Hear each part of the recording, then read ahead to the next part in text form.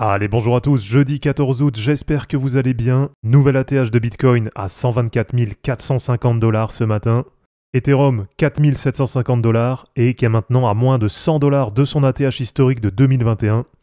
Et donc pour ce matin, on va de nouveau faire un point de marché pour voir un petit peu où on se situe actuellement. Et comme d'habitude, bien sûr, on fera aussi un point sur les altcoins pour voir un peu ce que ça donne du côté de la alt season. Allez, comme d'habitude, avant de commencer cette vidéo, si ce n'est pas encore fait, pensez à vous abonner, pensez à liker et à commenter cette vidéo pour soutenir la chaîne.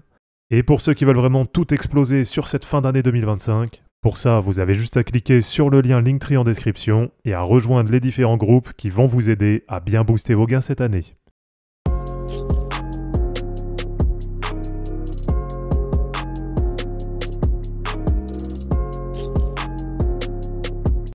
Alors ça y est, c'est fait. Encore une fois, un nouvel ATH de Bitcoin. Et donc là, ça nous marque un top pour l'instant à 124 450 $.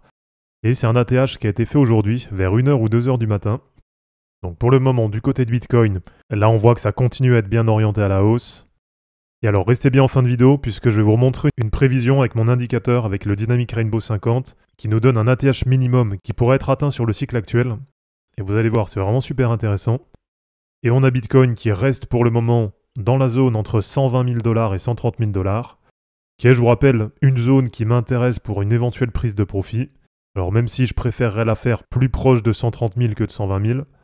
Voilà, en tout cas pour l'instant, j'ai pas encore pris de profit dans cette zone. Et du côté d'Ethereum, eh bien là, ça continue à être super positif. Avec, comme je vous disais en intro, Ethereum qui est maintenant à 4 750 $ et qui se retrouve maintenant à moins de 100 $ de son ATH historique de 2021. Donc là, on va suivre ça de près sur la journée, puisque peut-être qu'aujourd'hui, on va avoir en même temps un nouvel ATH sur Bitcoin et un nouvel ATH sur Ethereum. Donc là, ça pourrait être vraiment une super journée sur le marché. Et alors là, du côté d'Ethereum, on voit que sur de l'hebdo, on a le RSI qui est rentré dans la zone de surachat. Alors même si on voit qu'historiquement, ça peut aller bien plus haut sur le RSI. Et ce qui reste quand même positif pour la suite, c'est que quand on prend sur du mensuel, eh bien là pour l'instant, on n'a pas encore le RSI qui est dans la zone de surachat. Et on voit qu'en 2017 et en 2021, au niveau du RSI, c'était allé beaucoup plus haut. Là, c'était allé chercher à plus de 90 en RSI mensuel. Et on voit que les deux fois, on avait eu des divergences baissières de RSI avant d'avoir l'ATH. Donc voilà, du côté d'Ethereum, là pour l'instant, ça reste vraiment super positif. Et même si bien sûr, je ne m'attends pas à ce que ça monte en ligne droite, mais en tout cas, je vous rappelle que tant qu'il n'y a pas d'invalidation, donc tant qu'il n'y a pas de réintégration du triangle, eh bien on a cet objectif de cassure haussière à 7 800 $ qui est bien activé sur Ethereum. Et alors, si on fait un point du côté des ETF, eh bien là sur la semaine, ça continue à être vraiment super positif. Avec pour l'instant, sur les 3 premiers jours de la semaine, quasiment 331 millions de $ d'inflow sur les ETF Bitcoin. Mais surtout sur Ethereum, le record d'inflow sur une semaine qui a déjà été battu dès le 3e jour, avec déjà sur cette semaine, un peu plus de 2,2 milliards d'inflow sur les ETF Ethereum. Donc on va suivre ça sur la fin de semaine, puisque bien sûr, s'il y a des sorties, ça va venir se déduire du résultat total. En tout cas, la tendance se confirme bien, et on voit bien qu'Ethereum, ça attire de plus en plus les instits. Et on voit même que maintenant, Ethereum, ça attire beaucoup plus que Bitcoin. Avec pour l'instant sur le mois d'août, 227 millions de $ de sorties sur les ETF Bitcoin. Donc pour l'instant sur le mois d'août, il y a même un peu de vente sur les ETF Bitcoin.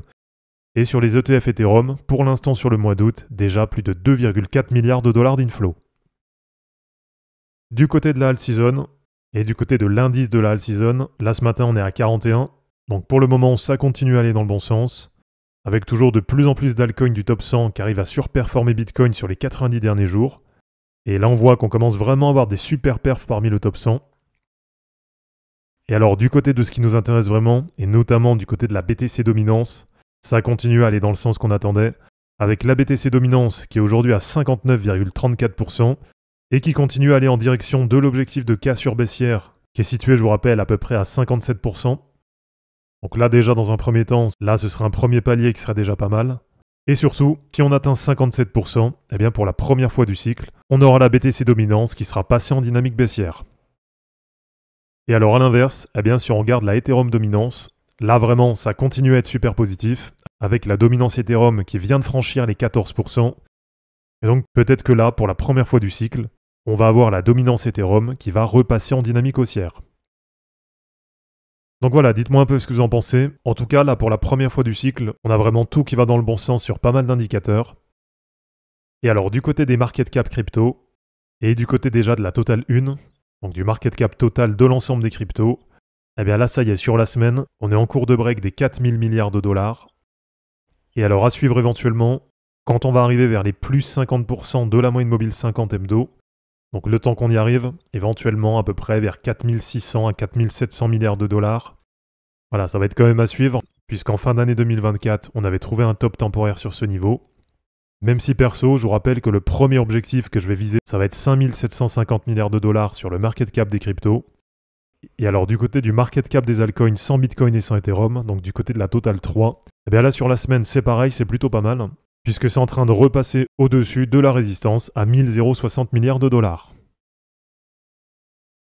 Et alors hier, je vous ai partagé un post sur Twitter et sur Telegram. Et d'ailleurs, si ce n'est pas encore fait, n'hésitez pas à aller vous abonner. Et pour ça, vous avez les liens qui sont directement dans mon lien Linktree. Et alors là, ce qui est vraiment super intéressant, et je vais vous remontrer directement sur le graphique, c'est que si on prend le Dynamic Rainbow 50, mais qu'on le met en mensuel au lieu de le mettre en hebdo, et bien là, ce qui est vraiment super intéressant, c'est qu'on voit qu'en 2017, on avait Bitcoin qui était allé très largement au-dessus de la courbe en rouge. En 2021, c'est pareil, on a Bitcoin qui était allé très largement au-dessus de la courbe en rouge. Et alors cette courbe en rouge, elle représente, je vous rappelle, la moyenne mobile 50 plus 200%. Et donc quand on atteint la courbe en rouge, eh bien ça veut dire qu'on est à peu près 3 fois au-dessus du prix moyen sur les 4 dernières années. Et alors là, quand on regarde en détail, eh bien on voit que pour l'instant, cette courbe en rouge, elle est à peu près à 160 000 $.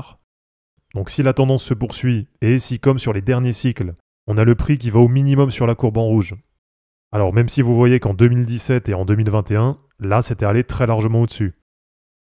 Mais en tout cas, si on prend cette courbe en rouge comme étant éventuellement l'ATH minimum, eh bien là, si ça se poursuit, donc s'il n'y a pas d'invalidation, on peut tabler au minimum sur un Bitcoin à 160 000 $ sur le cycle.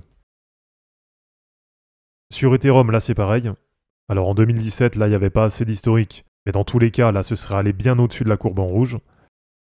En 2021, c'est pareil. Là, ça avait passé la courbe en rouge au mois de janvier, quand c'était à peu près vers 1000 $. Et on a ETH qui était monté à plus de 4800 $. Donc là aussi, on voit que c'était allé très largement au-dessus de la courbe en rouge. Et alors là, en plus, ce qui est intéressant, c'est que pour le moment, la courbe en rouge, elle correspond très exactement à l'objectif de cassure qui est à 7800 $. Donc voilà, là c'est pareil, si ça se poursuit et s'il n'y a pas d'invalidation, on devrait pouvoir tabler au minimum sur un ETH à 7800 $ sur le bull run. Et alors après, je vous ai mis ce que ça donnait sur quelques autres, et je vous ai mis par exemple BNB à 1340 $.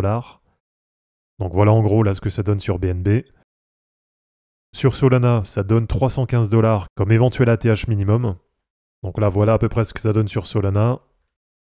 Et alors après, je vous ai mis XRP à 2,92 $. Et là, on voit que sur le cycle actuel, c'est un niveau qui a déjà été dépassé.